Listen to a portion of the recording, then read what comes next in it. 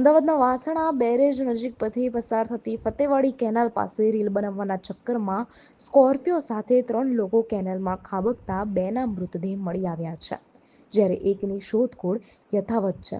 બુધવારે સાંજે યશ અને ક્રિસ સ્કોર્પિયો લઈને ફતેવાડી કેનાલ પર રીલ બનાવવા માટે પહોંચ્યા હતા. કોઈ કારણોસર સ્ટેરિંગ પરથી કાબુ ગુમાવતા કાર કેનાલમાં ખાબકી હતી અને ત્રણેય લાપતા બન્યા હતા. મોડી રાત્રિ સુધી શોધખોળ કર્યા બાદ પણ ત્રણેયનો પત્તો લાગ્યો ન હતો. શોધખોળ માટે રાત્રિના સમયે જ કેનાલમાં પાણી બંધ કરી દેવાયું હતું. ત્યારબાદ ગુરુવારે સવારે વિશાલા તરફ શાસ્ત્રી બ્રિજના છેડા નજીક નદીમાંથી યક્ષ અને યશ સોલંકીની લાશ મળી આવી હતી, જ્યારે ક્રિશ દવે હજી પણ લાપતા હોય તેની શોધખોળ કરવામાં આવી રહી છે. તો બીજી તરફ લોકોના પણ ટોળા એકઠા થયા હતા. ક્યો તારી હાટુ તો અમે જીવી સીમા અમે પ્લેટ લીધો તારી હાટુ તો કેમ આમ કરે મારો લાલ અમે કોની હાટુ કરતા તો બા અમે બધું કોની હાટુ કરતા.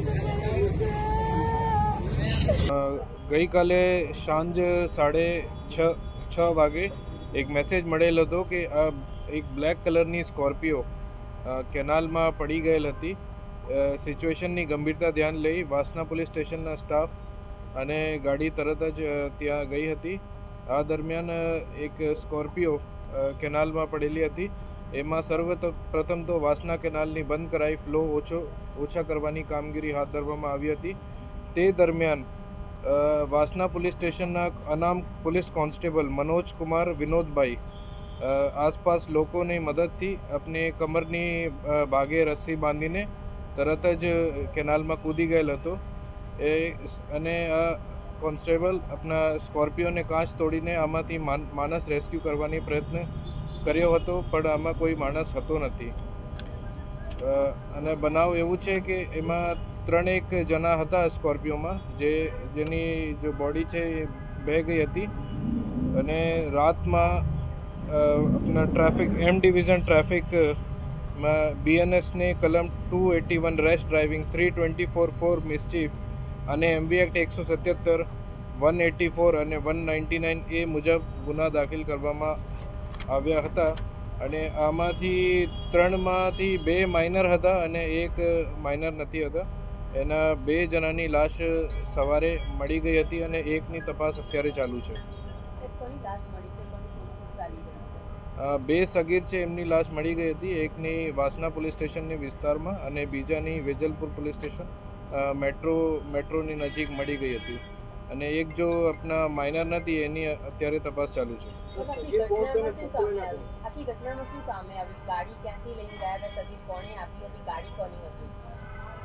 6-7 જણો યુવા આપણા સગીર અને 19-20 વર્ષનો યુવા હતા. એને ફોટો પડાવી અને રીલ બનાવવા માટે આ બ્લેક સ્કોર્પિયો ભાડે પર લીધેલી હતી. હિમાલયન મોલ નજીક એક ટૂર એન્ડ ટ્રાવેલથી એમાંથી એને 3500 રૂપિયાને એક ગાડી 4-5 કલાક માટે લીધેલી હતી.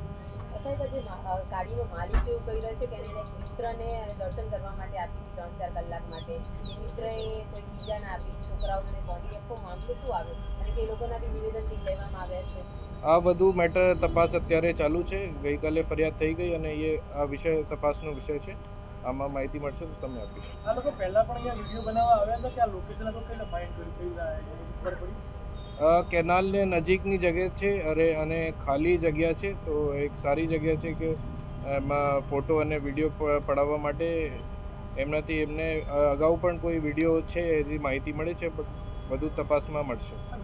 બીજા લોકો સાથે આવ્યા હતા એવું કંઈ જાણવા મળ્યું? 6-7 લોકો હતા ઉપર અને બીજી માહિતી તપાસ પછી મળશે. સડનલી એક્સિડન્ટ કઈ રીતે થયો? એક્સિડન્ટ સડનલી બન્યો કેમ? કારણ કે ગાડી સીટી અંદર નથી.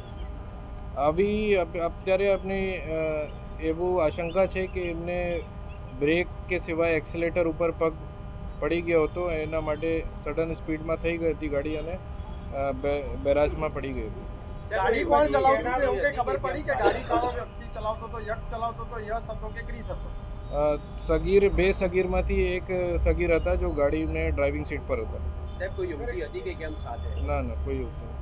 સર આ જે અકસ્માત સર્જાયો કયા સંજોગોની અંદર સર્જાયો હતો? કયા પ્રકારે એ લોકો સ્ટન્ટ કરવા ગયા હતા કે કેવી રીતે તપાસ કઈ રીતે કરવામાં આવશે? FSRની મદદ લેવામાં આવશે કે કેમ?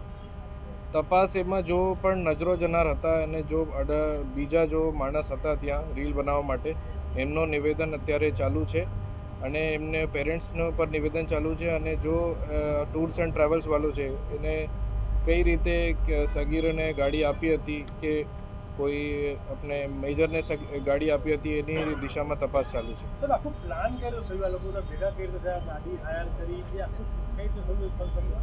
આ બધું તપાસનો વિષય છે. એટલે કે પ્રાથમિક દ્રષ્ટિ એવી છે કે 2-3 કલાક માટે ગાડી લઈને એમને ફોટો અને રીલ્સ બનાવવા માટે અને ઇન્સ્ટાગ્રામ ઉપર અપલોડ કરીને ફોલોવર્સ વધારવા માટેનું સબ કામ કર્યા હતા.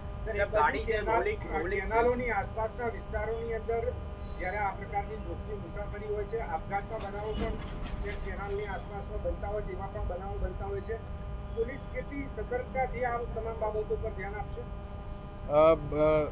આમાં તમે જોઈ શકો કે જો કેમેરામાં બધું રેકોર્ડ થયો હતો.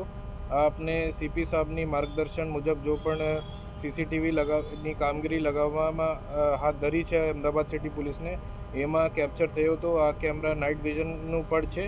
તો એક આપણા પગલાં એવું છે કે બધામાં કેમેરા થઈ જશે તો એવી કોઈ ઘટના છે તો એ સીસીટીવીમાં કેપ્ચર થઈ જાય. અને આપણા જો બીજા ટૂર્સ એન્ડ ટ્રાવેલ્સવાળા તો એમની કોઈ અગર કમી નજર આમાં તપાસમાં આવી જાય તો એમને ઉપર પણ સખ્ત પગલાં લેવામાં આવશે. પોલીસની પીસીઆર ત્યાં પેટ્રોલિંગ કરતી હતી કે સડનલી ત્યાં પહોંચી? નહીં, મેસેજ મળ્યો હતો અને સતત પેટ્રોલિંગ પર ત્યાં ચાલુ છે કે ડાર્ક સ્પોટ જેવું કોઈ આપણે આઈડેન્ટિફાઈ કરી રાખ્યા છે એમને અને સતત પેટ્રોલિંગ પર ચાલુ છે. પણ ગઈકાલે આમાં મેસેજ મળ્યો હતો. સર, જે સ્કોર્પિયો માલિક છે એનું કહેવું છે મૌલિક જાડેરા કરીને કોઈ વ્યક્તિ હતો એને ગાડી ભાડે આપી હતી. એ આ સગીર અને જે ક્રિસ છે તેનો મિત્ર હતો. આ બધું તપાસનો વિષય છે. કોને ગાડી આપી હતી અને આગળ કોને ગાડી આપી એ આ બધું તપાસમાં મળશે. કાયદાકીય રીતે જે ટેક્સી પાસિંગ હોય તે ભાડે આપી શકાય. આ ટેક્સી પાસિંગ સ્કોર્પિયો હતી નહીં તો એની વિરુદ્ધમાં કોઈ કાર્યવાહી કરવામાં આવશે કે અને નિયમ શું છે ભાડે આપવા માટેનો નિયમ કયા પ્રકારનો? જો પણ રૂલ્સ મુજબ આપણા તપાસ ચાલશે અને જો કોઈ રૂલ અને કાયદોનું ઉલ્લંઘન થાય છે મળે છે એમને વિરુદ્ધ સખ્ત પગલાં લેવામાં આવશે. તો સામાન્ય રીતે નિયમ કયા પ્રકારનો હોય છે જ્યારે પણ આ પ્રકારની ગાડી ભાડે આપતા હોય? નિયમ શું છે? નિયમમાં કોમર્શિયલ લાઇસન્સ હોવું જોઈએ અને લાઇસન્સ વગર કોઈ ગાડી આપી શકે નહીં. તો જે લોકોના એક્સિડન્ટ થયા છે શું પહેલા બી આ લોકોએ આવી રીતે કોઈ ગાડી ચલાવવાનો પ્રયત્ન ક્યારે કર્યો છે? એનું કોઈ વિડીયોઝ છે, પ્રાથમિક જાણકારી એવું મળી છે, પણ તપાસનો વિષય છે. અત્યારે તપાસ ચાલુ છે.